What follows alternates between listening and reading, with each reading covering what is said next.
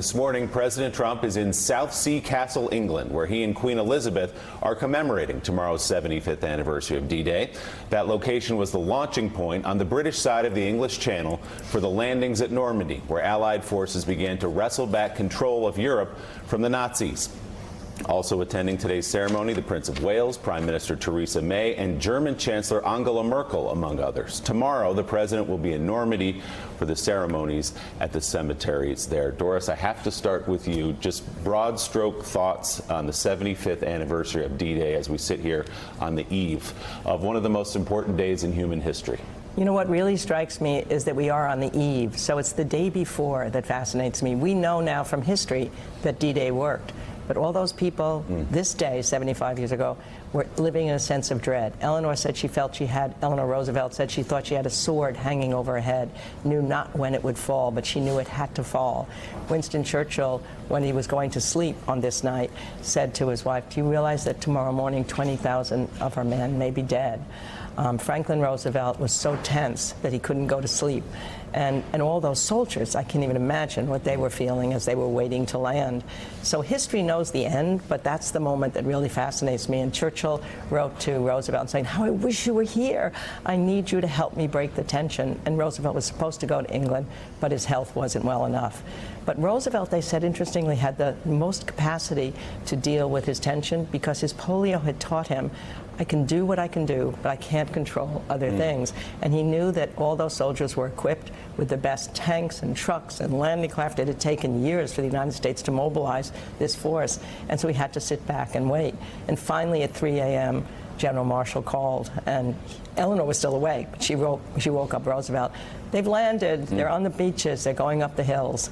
And then at 12 that day, when they announced it to the country with the order of the Great Crusade of Eisenhower, where he says, if this fails, I will take responsibility, then church bells tolled and foghorns whistled, and then you knew that it had started. That letter from Eisenhower to the soldiers, sailors, and airmen of the Allied Expeditionary Force. I just want to read the first two lines. I actually have this framed in my office. Quote, "You are about to embark upon the Great Crusade toward which we have striven these many months. The eyes of the world are upon you." And today we have the President of the United States there with Queen Elizabeth, other world leaders in Portsmouth, the launch point for this great invasion.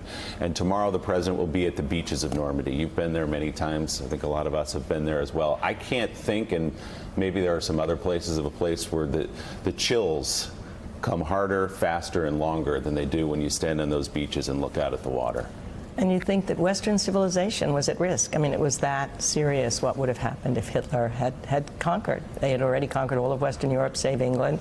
France was waiting there to be liberated. And the bravery of those soldiers, I still can't imagine what it's like to get in that landing craft and get out. And yet, as I say, the American country, business and government had been allied together for those last years. What they produced in 24-hour shifts was unbelievable. Hundreds of thousands of tanks and planes and weapons, so that we outproduced Germany. And they had everything, sometimes too much, on their backs. But it's a great story of business and government coming together, of leadership and individual soldiers. Every level of courage and bravery, every level of work was working, and it worked. But I can't even imagine, as I say, what it was like on this day when all that, you anticipate, you just want the day to end. That's what Eleanor said, I wish it were tomorrow. Yeah, Tom, Doris makes such an important point. History gives it an air of inevitability. Of course we were going to overthrow the Nazis. We're America, we had to do it, and we did it. But boy, it sure wasn't inevitable on this day 75 years ago.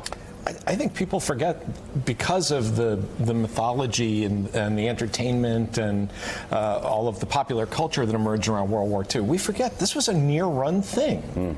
No one was really sure about how this was going to come out, probably until after Stalingrad. When the Nazis were finally on the strategic withdrawal backward. But even then, the question was, are we really going to defeat them, or are they going to create a kind of fortress Germany and we'll have to live with them? How complete will the victory be? How long will it take? It's true. We look back at it and we say, oh, well, you know, the Nazis, there was no way they could have won. Right into the Battle of the Bulge. There were Allied commanders saying, you know, this thing could go on for a while and may not end the way we want it to end. It was incredibly close. In 1940, we were only 18th in military power. We went to 17th when Holland surrendered. I mean, we had hardly any tanks. We were still on horses.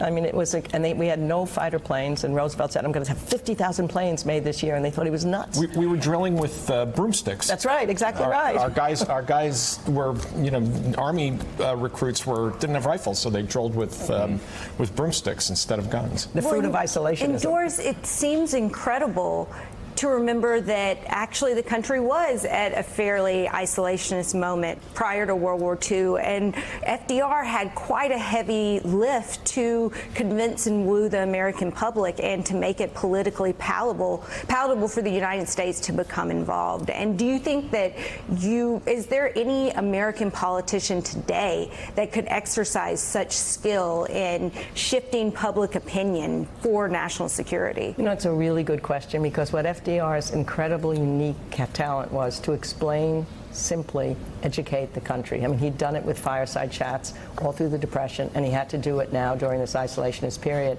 And he had to control his emotions. There's one time when he was so angry at an isolationist congressman that in the first draft of one of his fireside chats, he named him. He called him a traitor. He said all these terrible things about him. And a new speechwriter came along and said, is he really going to say those things? Wait till the second draft. He was no longer named. Wait till the third draft. It was all sweetness and light. But he was able to persuade the country that what was happening in Europe mattered to us. And then he took steps. He sent the destroyers to England. He got Lend-Lease through a Congress at first that was isolationist, and we started building the weapons. And then he goes to business, and he gives them depreciation, and he brings in top Republicans into his cabinet. It was a brilliant ability to shape public opinion, and that's the key. You have to move the public sentiment in order to have that backing before you can get into this war. Doris, there's another extraordinary side to what's happening today in Portsmouth with Queen Elizabeth being there. Queen Elizabeth was 18 years old on D-Day. She has vivid, nearly adult memories, effectively, of what happened that day and what was happening in Europe and the perils of this idea that they were going to secretly launch from Portsmouth and go to the beaches of Normandy. And there she is standing there again today, 75 years later. It's incredible. What a tower of strength she is in general. I mean, just watching her dignity in these last days, I mean, as we've been going through the D-Day thing, it makes you wish sometimes that, I know we have no king, no queen here, and of course that's what the revolution was about, but there's something about somebody who can stand above the politics that are going on and represent the history and tradition of the country, like a small tower she is.